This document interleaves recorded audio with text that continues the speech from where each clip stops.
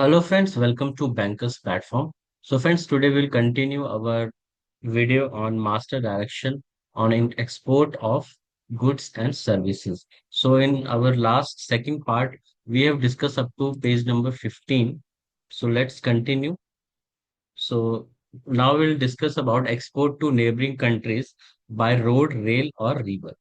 So the following procedure should be adopted by exporter for filing original copies of EDF, where exports are made to neighboring country by road, rail, or river transport. So first is that in case of export by barges or country craft or road transport, the form should be presented by exporter or his agent at custom station at the border through which the vessel or vehicle has to pass before crossing over to foreign territory. So for this purpose, exporter may arrange either to give the form to the person in charge of the vessel or vehicle or forward it to the agent at the border for submission to custom. So फिर जब भी कोई भी trade अगर कर रहे हैं near by countries को by road railway, so they have to give the which form EDF form. Okay, copies of the EDF form to custom station through any agent or the person himself can give. Okay, so as regards exports by rail,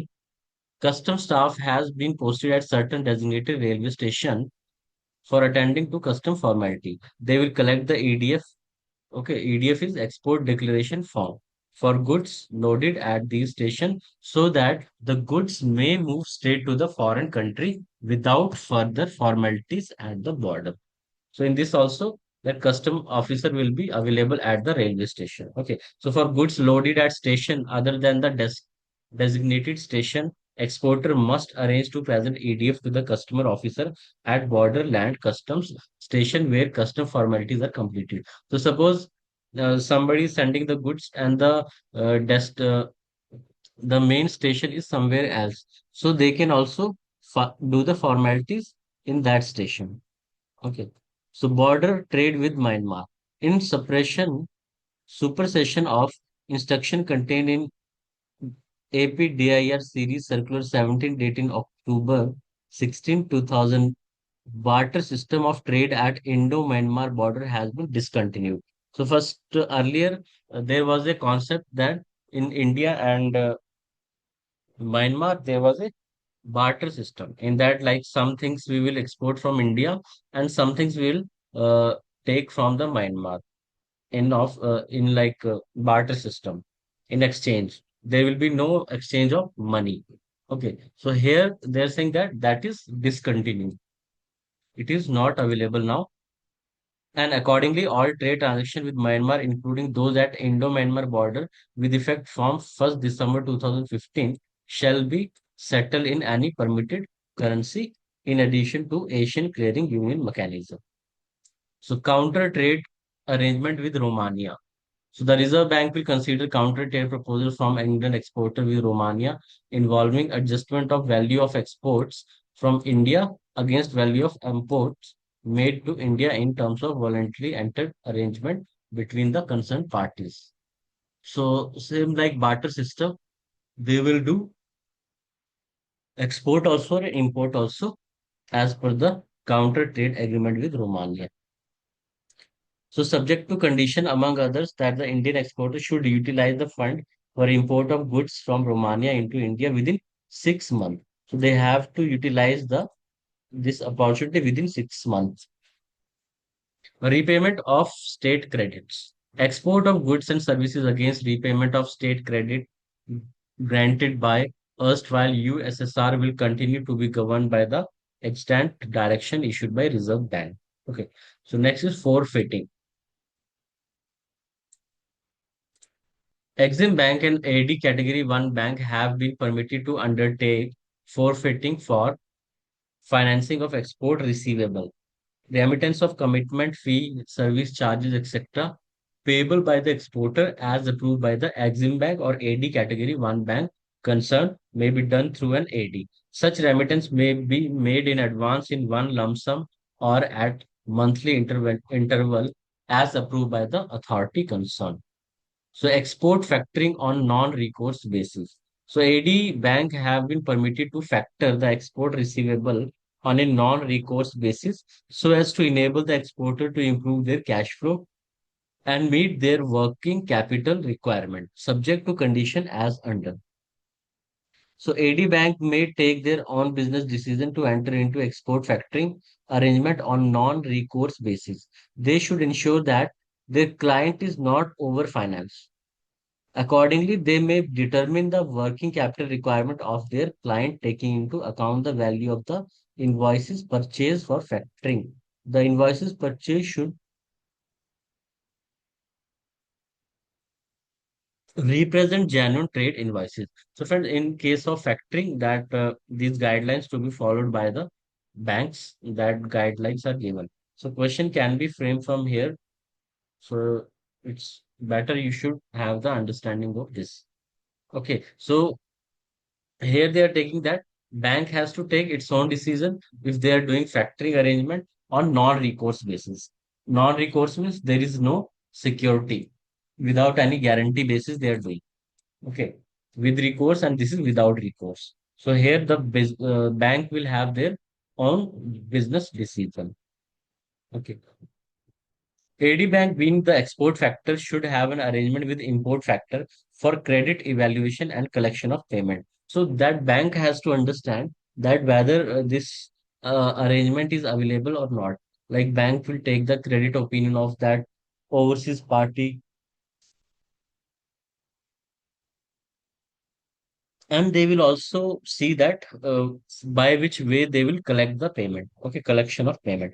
No notation should be made on the invoice that importer has to make payment to the import factor. Means that on the invoice it should be mentioned that suppose A has done the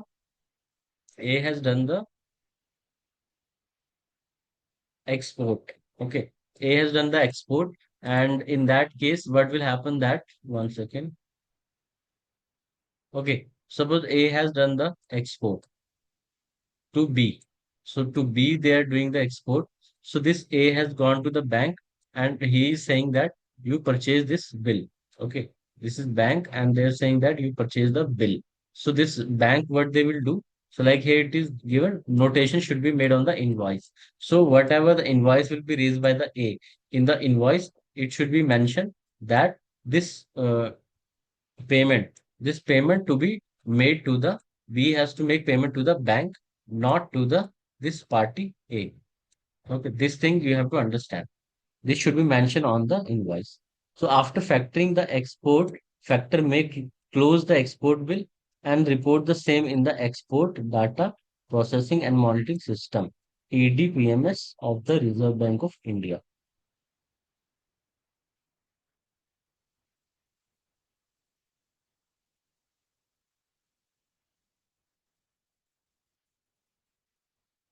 Let's see next factor. In case a single factor not involving import factor overseas, the export factor may obtain credit evaluation detail from the correspondent bank. So KYC and due diligence on the exporter shall be ensured by the export factor. Export factor is bank. Okay, so project export and service export. So this is related to projects related. So we'll see which are the important points, friends, because here so many guidelines are given and this much deep questions will not be coming, but you should have the idea what are the things are required for this project export and services. So let's see next point we'll see this export of goods on lease, hire, etc. So prior approval of RBI is required. So this you can remember for export of machinery equipment on the lease hire basis under agreement with overseas lease against collection of lease, rental, hire charges and ultimate re-import. So it should be re-import at the last. Exporter should apply for necessary permission through AD Category 1 bank to regional office concern of the Reserve Bank, giving full particular of the goods to be exported. So sometimes friends, big companies are there and they will give the machine on lease and hire basis, on rental basis. So they will export the machine, they will take the monthly rent, and after the a period of time, as per their contract, they will re-import. They will re-import the machine. So for this purpose, Reserve Bank of India permission is required. So RBI permission is required for this purpose. That you have to remember for the export of goods on lease hire basis. Export on elongated credit terms. So exporter intended to export goods on elongated credit terms may submit their proposal giving full particular through their bank for consideration to regional office concern of RBI. So elongated terms means like suppose they are doing any export of $5 lakh machine. So they will give them 3 year, 4 year, 5 year repayment period. So for this elongated credit terms, then exporter has to take the permission of Reserve Bank. Export of currency. So in terms of foreign exchange management regulation, so we have to see that what are the guidelines in export of currency. Means when you are taking the currency outside of India. So first is any person resident in India may take outside other than Nepal and Bhutan currency notes of Government of India and Reserve Bank up to an amount not exceeding 25,000. So this you have to remember. This question many times asked that how much amount one can take. INR. Here we are talking about INR. Okay. So INR one can take 25,000 other than Nepal and Bhutan. Okay. Outside India. So any person resident outside India not being a citizen of Pakistan and Bangladesh and also not a traveler coming from and going to Pakistan or Bangladesh and visiting India may take outside Indian currency notes, okay, not exceeding 25,000. So in this case also 25,000 while exiting only through an airport. So part B is EDF for soft text procedure. So the soft text is for software exports. As you know, India is the biggest software exporter. So there is a provision that for software also you have to generate the shipping bill. It is not a shipping bill, it is soft text. That is called soft text. Okay. So export of goods through custom ports. Customs shall certify the value declared and given running serial number on the two copies of export declaration form. So whenever any person is doing the export, so that custom person, they will certify that the value declared and they will give the running number, means shipping bill number they will give on the two copies of EDF export declaration form submitted by exporter at non-electronic data interchange EDI ports. Customer shall retain the original EDF for transmission to Reserve Bank and return the duplicate copy to exporter.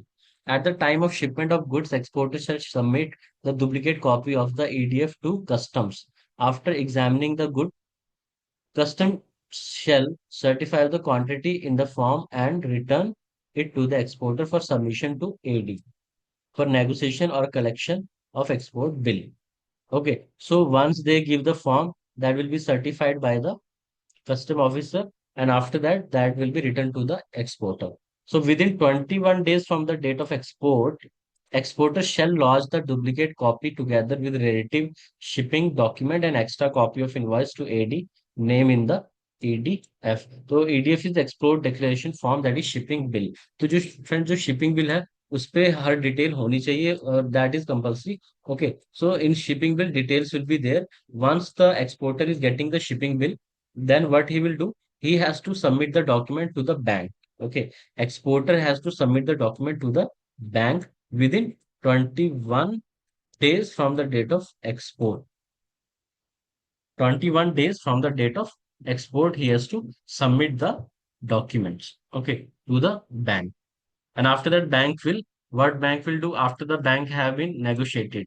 Okay, then it will be sent for collection, and the AD shall report the transaction through EDPMS. So this process will be followed. So the exporter has done the export, so he will submit the document to the bank. Okay, he will submit the document to the bank within 21 days. This point you remember many times this is asked in the exam. Okay, and within 21 days he has to give, and then bank can directly send for collection or they will do negotiation. In negotiation, they will purchase the bill for the exporter, give the money to exporter, and then the bank will send the document to overseas bank, and from overseas bank they will receive the payment on the due date. Okay, so this is the process that is discussed here, and that to be reported in ADPMS. That bank will report in ADPMS this data. In case of export made under deferred credit arrangement or joint venture abroad against equity participation or under rupee credit agreement, the number and date of the Reserve Bank approval, number and date of the relative RBI circular shall be recorded on the ADF. Where duplicate copy of PDF is misplaced or lost, AD may accept copy of duplicate EDF duly certified by Custom Department. So export of goods or software done through EDI ports. The shipping bill shall be submitted in duplicate to the authority concerned, Commissioner of Custom or SCZ, if the export is made through it. After verifying, authenticating, the authority concerned shall hand over the documents to exporter. One copy of shipping will mark exchange control copy for being submitted to AD Bank within 21 days, same which we have already discussed for collection or negotiation of shipping document. However, in case where EC copy of shipping bill is not printed in terms of circular number this, the data of shipping bill is integrated with EDPMS. Requirement of submission EC copy of shipping bill with AD would not be there. Okay, so if it is not printed, shipping bill is not printed, but data is available in EDPMS, then it is not necessary for the exporter to submit the hard copy, original copy of the shipping bill. So this is for EDI ports. One is EDI and previous here we have discussed non-EDI. These are the non-EDI ports. Okay, at non-EDI ports. The manner of disposal of EC copy of shipping bill shall be same as that for EDF. The duplicate copy of the form together. Okay, same as we discussed earlier. If copy is available, then same procedure we have to follow. Export of goods through post. So from post also the goods can be exported like some small articles. Okay. So everywhere the same things will be followed. So postal authority shall allow the exporter to export the goods by post only if original copy of EDF has been countersigned by the AD. So if they are doing from courier, firstly they have to get EDF generated from the custom, and then bank also has to countersign. And therefore, EDF, which involves sending goods by post, should be first presented by the exporter to AD for counter signature. So firstly, bank will sign in that. Okay. So the procedure is given. AD shall countersign EDF after ensuring that the parcel has been addressed to their branch or correspondent bank in the country of import and return the original copy to the exporter. Okay, so they have to also give within 21 days documents, and the concerned overseas branch or correspondent shall be instructed to deliver the parcel to consignee against payment or acceptance of relative bill. So AD may, however, countersign EDF covering parcel address direct to the consignee. So directly that can be go to consignee also. And in that, these conditions are there. Irrevocable letter of credit for full value of export has been opened in favor of the exporter and has been advised through the AD concern. The full value of the shipment has been received in advance by the exporter through an AD. The AD is satisfied on the basis of the standing and track record of the exporter and the arrangements made for realization of the export received. In such cases, particular of advance payment, letter of credit, AD certification of standing, etc. of the exporter should be furnished on the form under proper authentication. So next is mid-sea transshipment of catch by deep sea fishing vessel. So this is not that much important, but we can discuss main point. Okay, since deep sea fishing involve continuous sailing outside the territory limit, transshipment of catches take place in high sea, leading to procedure constant in regulatory reporting. Okay, that EDF and all they cannot report. So for mid-sea transshipment of catches by Indian-owned vessel, as per the norm prescribed by the Ministry of Agriculture, Government of India. EDF declaration procedure in this regard has been rationalized in consultation with Government of India. So the exporter may submit EDF duly signed by master of vessel in lieu of custom certification. So here shipping bill will not be there, but that EDF will be there signed by the master of the vessel, indicating the composition of the catch, quantity, export value, date of shipment, etc. Duly supported by a certificate from a international cargo surveyor. Bill of lading or receipt of transshipment issued by carrier vessel should include the ADF number. So this all is given the procedure, how it will be done. Okay. So soft text. Soft text, like I told you, soft text is for software. So whenever anybody is doing software export, so in that they have to file soft text. Okay, a common soft text form has been devised to declare single as well as bulk software exports. Invoicing of software export. So for long duration contract involving series of transmission, the exporter should bill their overseas client periodically, at least once in a month on reaching the milestone. Okay, next is citing of specific identification number. In all application or correspondence with Reserve Bank, the specific identification number as available on the EDF and soft text form should invariably be cited. So whenever any communication somebody is doing with the RBI, so they have to put these identification numbers. Export of services.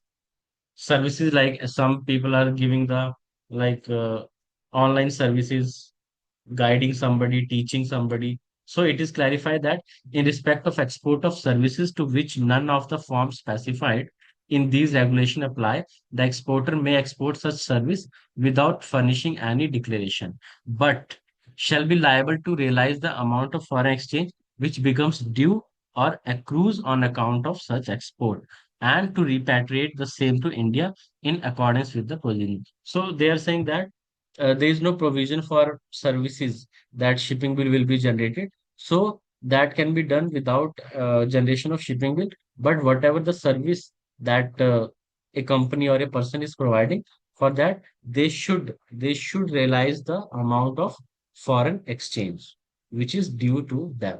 Okay. Third party export proceeds.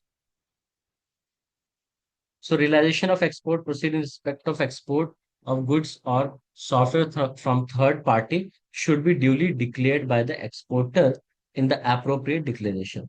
So somebody, what is happening that suppose A is doing the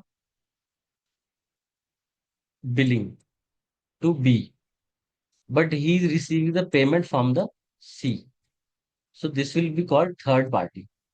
This will be called third party export proceeds. Okay. So in this case, that it should be declared. It should be declared in the appropriate declaration form, the name of the third party. Otherwise, this can be a type of money laundering case. Okay, random verification. In all the above procedure, AD category 1 bank should ensure by random check of the relevant duplicate forms by their internal or concurrent auditor that non-realization or short realization allowed, if any, is within the power delegated to them or has been duly approved by the Reserve Bank. Okay, so this verification banks have to do because suppose somebody has done some shipment, somebody has done the shipment of $10,000, but he's receiving the payment of $9,000 and he is simply saying that goods were damaged for $1,000. So we never know that is correct or not, but we have to see that whether RBI is permitting that 10% of the shipment amount is allowed. So as per the guideline, like normally 5% of the shipment that can be considered as damage. Okay. But if somebody is doing 20% of the shipment is damaged, payment not received. So that will not be acceptable. Then we have to take the proper proof. Then only we can write off the balance amount. Otherwise, what will happen that a person will keep exporting in outside and he will get less amount. Suppose he is exporting for 10,000, getting 8,000, and 2,000 he is keeping in his foreign account. And this will impact in our that balance of payment and all that things, it will impact in our country. So these guidelines are available. Okay, next is short shipment and shut out shipment. So same like somewhere short shipment is done, shut out shipment means shipment which went but no payment was received. Okay, so this type of cases. Consolidation of air cargo, sea cargo. So this topic is very big, friends. Now we have discussed 10 pages till now. Okay, so consolidation of air cargo, sea cargo, we'll discuss in our next video. Uh, Till then, you can just go through because so many points are there and this that to be covered. And questions are framed from here. These are very important. So in next video, we'll discuss. Okay, so till now we have done up to here.